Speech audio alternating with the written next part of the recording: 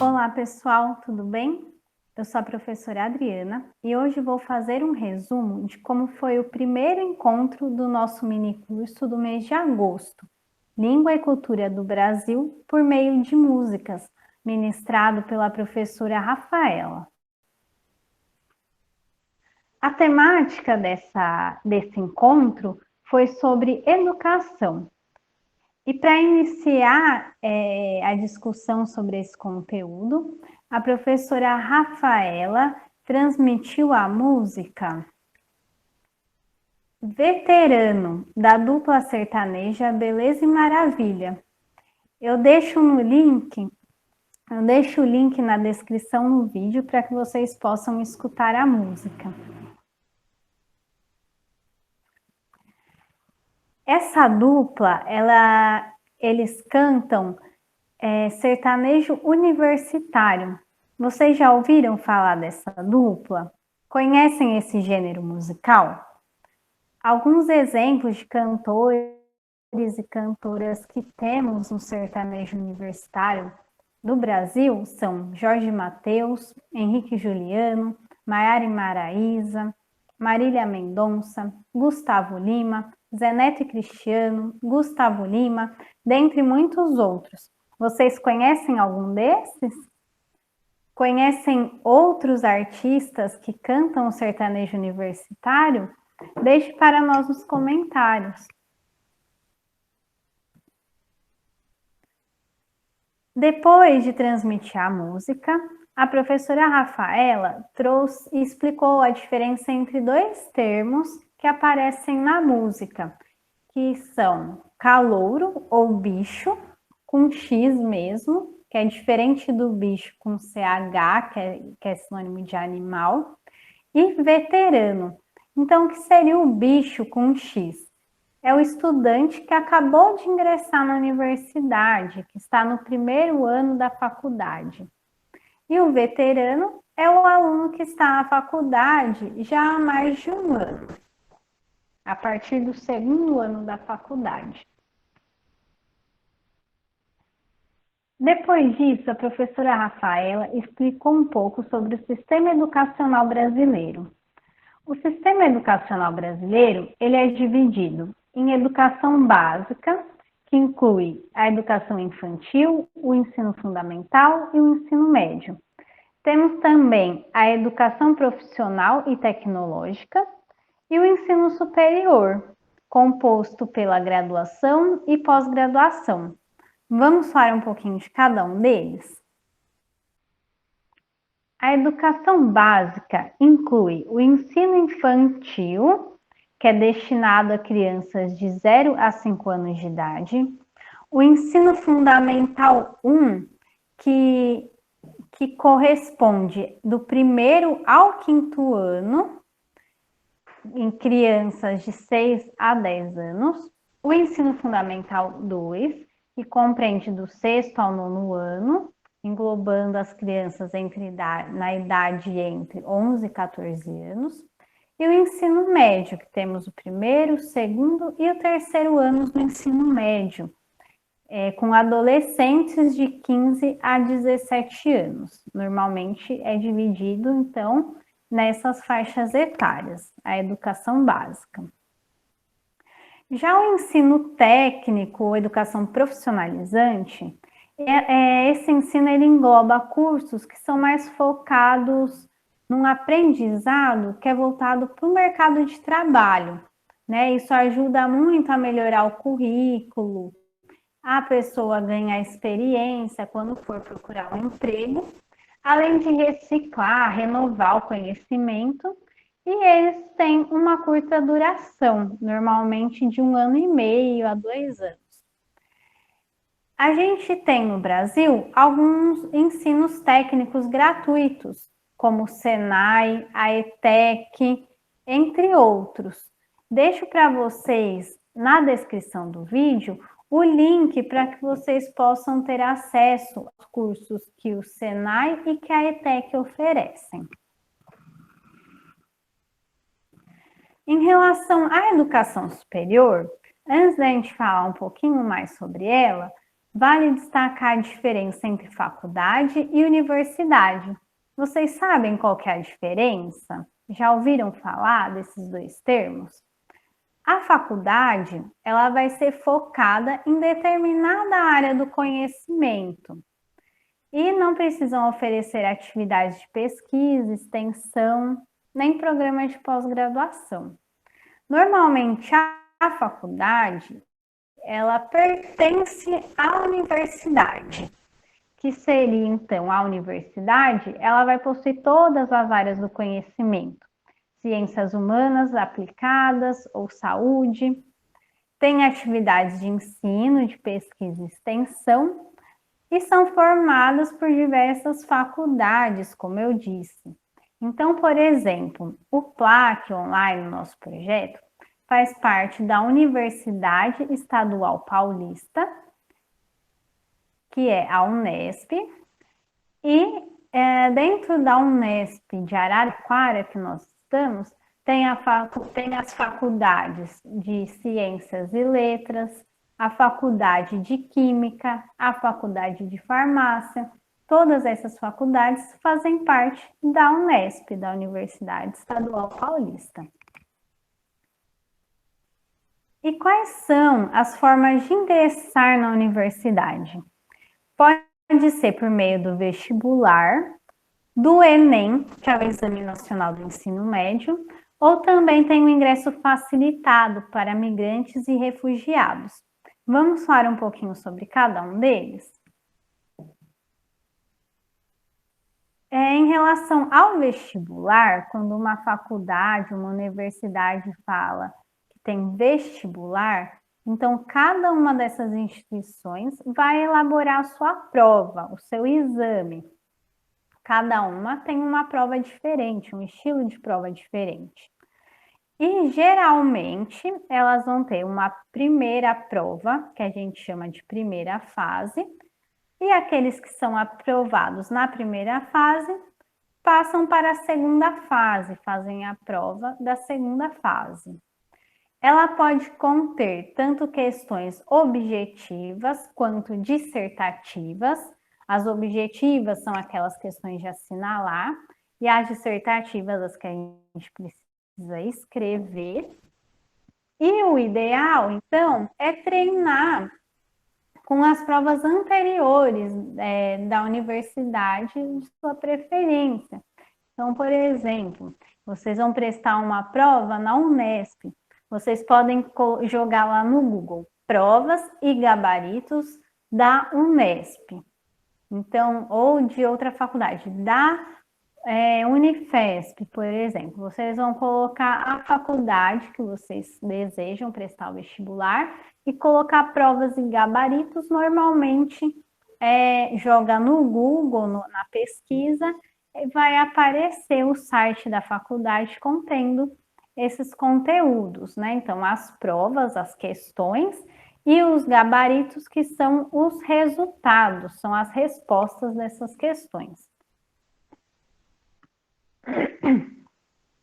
Em relação ao Enem, que é o Exame Nacional do Ensino Médio, ele também é utilizado para acesso à educação superior. Então, a pessoa vai lá, todo mundo presta o Enem em uma mesma época. Normalmente, a inscrição é no começo do ano, em abril, maio, e a prova vai ser lá para o fim do ano, novembro, dezembro. Então, tem que ficar muito atento a isso, ao período de inscrições, que é muito antes de acontecer a prova. E o Enem serve para quê, então? Para o cadastro no SISU, que é um sistema em que as universidades públicas vão oferecer vagas, né, para os candidatos. Então, você vai lá com a sua nota do Enem, escolhe, eles vão listar todas as universidades que têm o curso que você quer, e você vai selecionar essas universidades por ordem de prioridade, se eu não me engano. Você pode selecionar 2 universidades, 2 a 3, eu não me lembro certinho agora. E aí, aqueles com as melhores notas ingressam, então, nessa faculdade pelo SISU, que é esse sistema. O Enem ajuda também no ProUni, que é um programa que oferece bolsas de estudo integral ou parcial, 50%, nas instituições particulares da educação superior. Né? Então, as particulares são aquelas que têm que pagar pelo curso. Então, fazendo o Enem, a pessoa pode concorrer ao ProUni, dependendo da pontuação, tem um desconto correspondente. E tem o FIES também, que é um financiamento estudantil, também das universidades particulares, que a pessoa também tem que se candidatar, tem um número delimitado de vagas para o FIES, e quem fizer o FIES começa a pagar com juros depois que termina a faculdade. Aqui embaixo tem o site do INEP falando sobre o Enem, tudo bem? Com mais informações. Eu deixei esse link também na descrição do vídeo para vocês poderem acessar. E para ajudar a estudar para esses vestibulares, para o Enem, além da dica que eu passei para vocês de procurarem as provas, os gabaritos da universidade, provas anteriores, nós temos também os cursinhos populares, que são os cursinhos pré-vestibular, que eles são gratuitos, não paga nada, que são oferecidos principalmente por universidades. Então, geralmente, eles vão estar atrelados, ligados a alguma universidade. Na Unesp de Araraquara, nós temos o Cuca, que ele funciona tanto de manhã quanto à noite. Eu deixei o contato para vocês, as redes sociais do Cuca, na descrição do vídeo, para se vocês tiverem interesse em conhecer, cliquem lá, tá bom? E depois, a professora Rafaela falou sobre o ingresso facilitado. O que seria esse ingresso facilitado? É um procedimento de ingresso na graduação ou pós-graduação para refugiados ou solicitantes de refúgio ou migrantes em situação de vulnerabilidade. Então, é destinado especialmente a esse público. Eles podem ser editais próprios com processo seletivo diferente, então edital diferente do vestibular geral, né? Sem um vestibular especial ou uma bolsa de estudo em faculdades, universidades particulares. Algumas que oferecem esse ingresso facilitado são a Unisantos, a PUC de Minas e a UVV. Eu vou listar para vocês no próximo slide. Entre 2019 e 2020, aqui um dado para vocês, 14 universidades contaram com um procedimento de ingresso facilitado, sendo 11 delas com edital específico para os migrantes refugiados e 3 pelo processo de vestibular comum a todos. Aqui eu trago para vocês uma lista de algumas universidades que elas têm esse ingresso facilitado. Aí o que eu recomendo é quem tiver interesse, procure aquela que é mais próximo de sua residência, entre em contato para saber, porque cada uma tem o seu processo, cada uma exige um documento, então é importante entrar em contato com a universidade de interesse que seja mais próxima. Aqui tem uma lista de algumas públicas, algumas federais, estaduais e algumas privadas, como a PUC, a Universidade de Vila Velha, tudo bem? Deem uma conferida se interessar. É importante entrar em contato com a faculdade de interesse, com a universidade de interesse. E por fim, né, em relação à questão da educação, a professora Rafaela trouxe a revalidação do diploma, né? Então, essa revalidação ela é necessária quando uma pessoa tem um diploma de uma instituição estrangeira, está aqui no Brasil e quer trabalhar com aquilo que se formou em seu país de origem, então precisa fazer essa revalidação. E é preciso apresentar alguns documentos em alguma universidade pública brasileira que vai ser responsável por analisar se o diploma pode ou não equivaler ao currículo que é válido no Brasil. E há procedimentos de revalidação que são voltados especificamente para a população refugiada.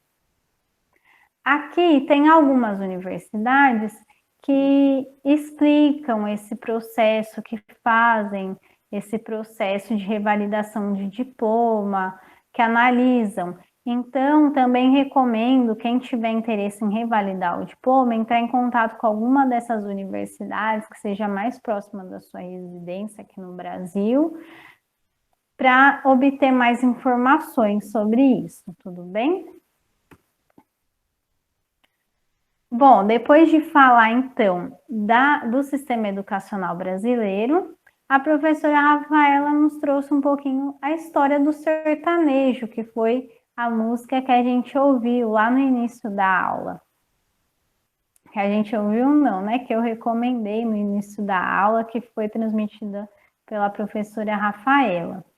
Então, o sertanejo começou com o sertanejo caipira, que é a moda de viola, e as letras das músicas do sertanejo caipira, elas contam uma história ou um caos, né, como diz as pessoas que moram no ambiente rural.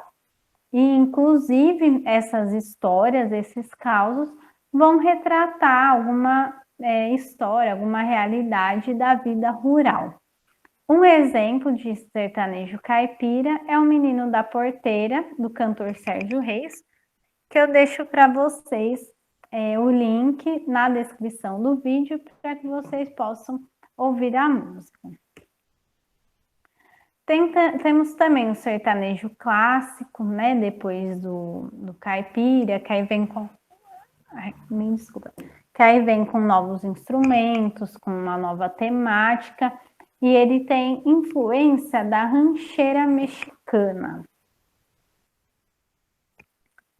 E por fim, temos o sertanejo universitário, que foi o que eu comentei com vocês lá no começo, estão lembrados da dupla Beleza e Maravilha. E o sertanejo universitário, então, ele pode ser composto tanto por duplas ou por cantores e cantoras solos, né? Cada vez mais nós temos cantoras, tanto em duplas de cantoras quanto cantoras solos nesse gênero musical. E ele tem influência do country norte-americano, possui ritmos mais dançantes e muitas de suas músicas, por tratar de desilusões amorosas, trazem a sofrência, né, que o sertanejo universitário criou aí esse neologismo, que é a junção de duas palavras, sofrimento e carência. Um exemplo dessa música é Supera, da cantora Marília Mendonça, que eu também deixo o link para vocês na descrição do vídeo, para que possam ouvir a música. E aí, pessoal, gostaram do conteúdo? Fiquem ligados nas próximas aulas do minicurso, que acontecem no dia 14 e 21 de agosto, elas estão acontecendo aos sábados, das 15 às 17 horas, no horário de Brasília. Então, pessoal, eu espero que tenham gostado da aula. Não deixem de se inscrever no nosso canal e acompanhar os próximos vídeos. Toda semana sai um vídeo novo com resumo da aula da semana do mini curso. E também nos acompanhem nas redes sociais. Muito obrigada e até a próxima!